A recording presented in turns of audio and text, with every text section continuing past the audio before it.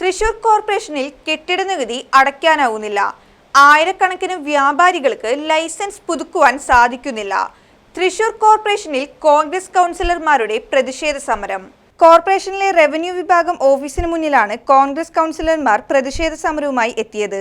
പ്രതിഷേധ സമരം പ്രതിപക്ഷ നേതാവ് രാജൻ ജെ പല്ലൻ ഉദ്ഘാടനം ചെയ്തു. നിലവിലുള്ള ലൈസൻസ് പുതുക്കുവാൻ ജൂൺ 30 വരെയാണ് സംസ്ഥാന സർക്കാർ സമയം അനുവദിച്ചിട്ടുള്ളത്. എന്നാൽ തൃശൂർ കോർപ്പറേഷനിലെ ആയിരക്കണക്കിന് കെട്ടിട ഉടമകൾക്ക് കെട്ടിട നികുതി അടയ്ക്കാൻ സാധിക്കാത്തത് മൂലം വ്യാപാരികൾക്ക് ലൈസൻസ് പുതുക്കുവാൻ സാധിക്കുന്നില്ല. ലൈസൻസ് പുതുക്കാത്തത് കൊണ്ട് GST അടക്കമുള്ള നിയമപരമായ കാര്യങ്ങൾ ചെയ്യുവാനും വ്യാപാരികൾക്ക് സാധിക്കുന്നില്ല എന്ന് പ്രതിപക്ഷ നേതാവ് രാജൻ ജെ പല്ലൻ പറഞ്ഞു.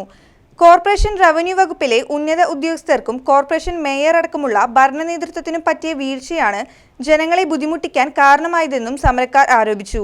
ജനങ്ങൾ പൊറുതിമുട്ടുമ്പോഴാണ് മേയറും കോർപ്പറേഷൻ സെക്രട്ടറി അടക്കമുള്ള സംഘം റഷ്യൻ ടൂർ പോയിരിക്കുന്നതെന്നും രാജൻ ജെ പല്ലൻ പറഞ്ഞു. തൃശൂർ കോർപ്പറേഷനിലെ നികുതി അടയ്ക്കാനായിട്ട് ഇവിടുത്തെ നികുതിദായകർക്ക് സാധിക്കുന്നില്ല. മാർച്ച് 31 നികുതി അടച്ചിരുന്നുവെങ്കിൽ 24% പലിശ ഒഴിവാക്കി കിട്ടുമായിരുന്നു. മാർച്ച് 31 50% പേർക്ക് മാത്രമേ തൃശ്ശൂർ കോർപ്പറേഷനിലെ ഗാർഹിക വാണിജ്യ കെട്ടിട ഉടമകൾക്ക് നികുതി അടയ്ക്കാൻ സാധിച്ചിട്ടുള്ളൂ. എന്തുകൊണ്ട് സാധിച്ചില്ല എന്നുള്ള ചോദ്യമുണ്ട്. സാധിക്കാതിരുന്നത് തൃശ്ശൂർ കോർപ്പറേഷൻ്റെ ഭരണ നേതൃത്വത്തിൻ്റെയും ഉന്നത ഉദ്യോഗസ്ഥരുടെയും വീഴ്ചയാണ്.